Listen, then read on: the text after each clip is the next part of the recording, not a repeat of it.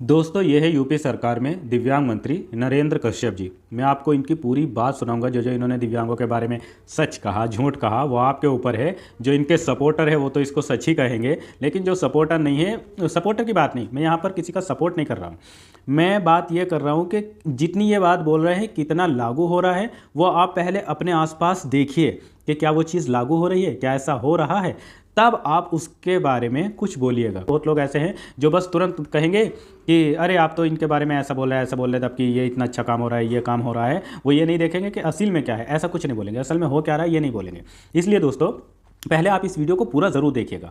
मैंने जो इसमें बातें कही हैं वो पूरी देखिएगा, और मंत्री जी की भी बात 2 मिनट की बात है, 2-1.5 मिनट की, उसको पूरा ज़रूर सुनिएगा। और फिर मंत्री महोदय से आप जाइएगा इनके ट्विटर हैंडल पे और उस पर इनको खूब मैसेज करिएगा। जितने लोग इस वीडियो के थ्रू जुड़ रहे हो उतने लोग इनको मैसेज ज़रूर करिएगा, एक्स पर इनको मैसेज ज़रूर करिएगा और इनसे पूछेगा कि मंत्री जी जो रेलवे ग्रुप डी में वैकेंसी नहीं आई है दिव्यांगजनों के लिए, ये कोई भी दिव्यांग भाई ऐसे नहीं है ओएच कैटेगरी में जो वो सही से फॉर्म फिल कर पा रहे हो, भले वो मल्टीपल डिसेबल्ड हो या बीएल हो। बीएल को तो बिल्कुल बाहर ही कर दिया है, ओए को भी बिल्कुल बाहर कर दिया है, ओएल को भी, ओएल को भी बिल्कुल बाहर कर दिया है। तो मंत्री जी से आप ये हैशटैग लगा लगा के इनसे सवाल पूछना कि मंत्री जी आप तो बहुत बड़ी बड़ी बातें कर रहे हैं, ज़रा ये बताइए कि रेलवे में मंत्री जी ग्रुप डी जैसी नौकरी में कब दिलवा रहे हैं। और इन्हीं के लखनऊ में ही धरने पर इतने दिनों से लेखपाल बैठे हुए हैं, उनके बारे में भी मैं बताऊंगा। जब बोला गया तो ये किस तरीके से इन्होंने उस बात से कन्नी काटी है, ये सारी चीज़ें इसको दिखाऊंगा। तो इसलिए मैं आपसे रिक्वेस्ट ये करता हूँ कि पहले आप वीडियो को पूरा ध्यान से देखा करिए। जब तक आप पूरा देखेंगे नहीं, समझेंगे नहीं, तो आपको अधूरी बात से क्या ही फ़ायदा होगा। आप अपने हक की अगर आपको लड़ाई लड़नी है, अब हमको बड़े स्तर पर ऐसे झूठे मंत्रियों और ऐसे दिखावटी संस्थानों जो दिव्यांगों के लिए बिल्कुल ठगी का काम कर रही है, उनके पीछे मुहिम चलानी है और इन लोगों से अब हमको बराबर का सामना करना है। इसलिए आप पूरा ज़रूर देखिए और मेरी वीडियो को ज़्यादा से ज़्यादा दिव्यांगों तक शेयर करा करिए और चैनल को सब्सक्राइब ज़रूर कर लीजिए, क्योंकि मैं आपके साथ हूं और मैं हमेशा आपका साथ दूंगा।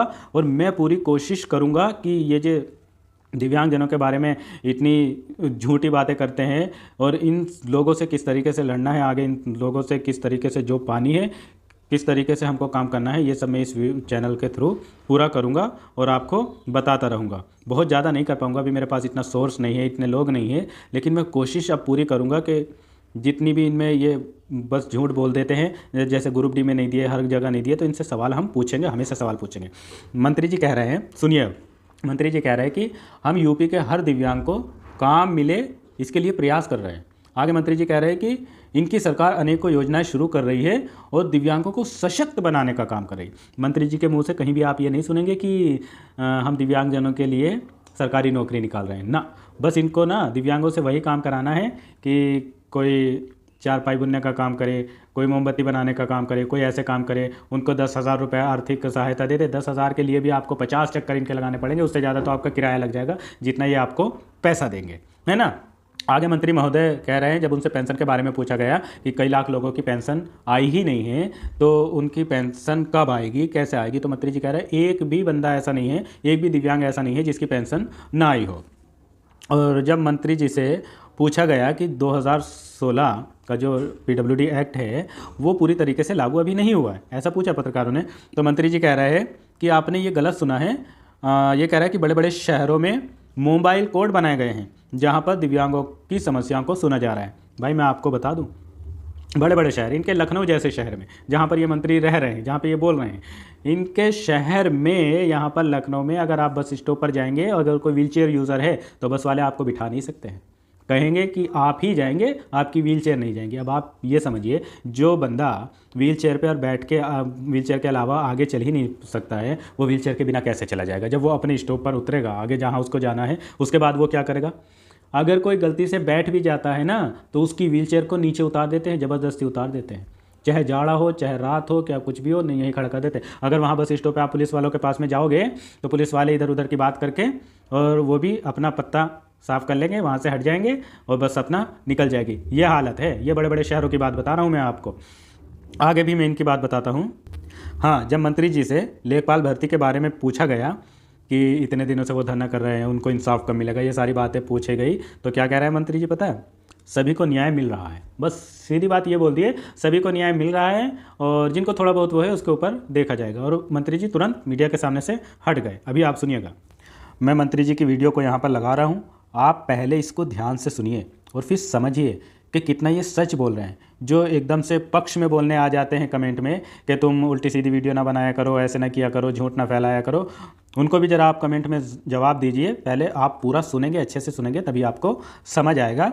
और फिर ज़रूर इनको ट्वीट कर करके पूछेगा, मैं भी करूँगा कि मंत्री जी ग्रुप डी में जो वैकेंसी नहीं आ रही, हम इतना प्रयास कर रहे हैं उसके लिए, कोई सुनने को तैयार नहीं है, उसका क्या करें। जिन्होंने जिन जिन उत्पादों को बनाया है उनको सेल करने के लिए अनेकों व्यापारियों को आमंत्रित किया गया है। हमारे विभाग का कर्तव्य है, हमारे विभाग की जिम्मेदारी और प्रयास है कि उत्तर प्रदेश के हर दिव्यांग जनों को काम मिले, सम्मान मिले, उनको सशक्त होकर किसी के सहारे पर न रहना पड़े। इस नाते हमारी सरकार दिव्यांग जनों के लिए अनेकों योजनाएं संचालित करके उनको सशक्त करने का काम कर रही है। हम उत्तर प्रदेश में 11 लाख से अधिक दिव्यांग जनों को 12,000 रुपए प्रति माह भरण पोषण की राशि देकर उनकी जीवन की यात्रा को सरल कर रहे हैं। बचपन डे केयर सेंटर से लेकर विश्वविद्यालयों को संचालित करके प्रत्येक दिव्यांग को शिक्षित करने का काम हमारे विभाग के माध्यम से हो रहा है।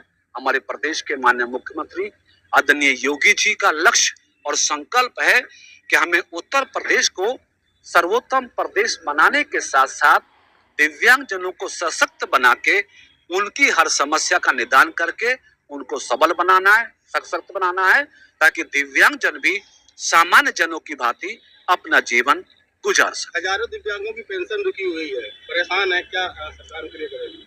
एक भी दिव्यांग ऐसा शेष नहीं होगा कि जिसको हम पेंशन ना दे सकें।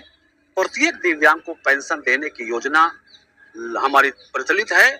हाँ, कुछ दिव्यांग जनों के लिए हमने आधार सीडिंग की प्रक्रिया शुरू की थी, क्योंकि सूचना बीच बीच में ये मिलती है कि कई लोग ऐसे हैं जो दिव्यांग जन के नाम पर पेंशन ले लेते हैं, लेकिन दिव्यांगता का प्रमाण पत्र कई बार उनके पास नहीं होता है। तो आधार सीडिंग का कार्य हमने कराया था। दिव्यांग अधिनियम 2016 अभी लंबित पड़ा हुआ है।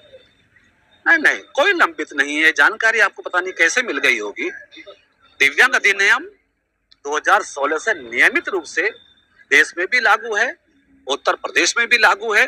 और हमने आगे बढ़ के दिव्यांग जनों की समस्याओं के लिए जहां हमारे पास दिव्यांग कोर्ट की व्यवस्था है, वहीं पर हमने मोबाइल कोर्ट भी लगाई हैं, उत्तर प्रदेश में लगा रहे हैं। बड़े बड़े शहरों में जाके दिव्यांग जनों की समस्याओं को सुनना, उनकी शिकायतों को दूर करना हम अधिनियम की पालना में कर रहे हैं। तो ऐसा कुछ नहीं है, अधिनियम की पालना हो रही है, दिव्यांगजनों को उसका लाभ मिल रहा है। और लेखपाल को न्याय कब मिलेगा? सभी को न्याय मिल रहा है, किसी को नहीं मिला होगा तो उसके लिए हम प्रयासरत रहेंगे। ज्ञापन भी आप दे चुके हैं, सब पर कार्रवाई बराबर चल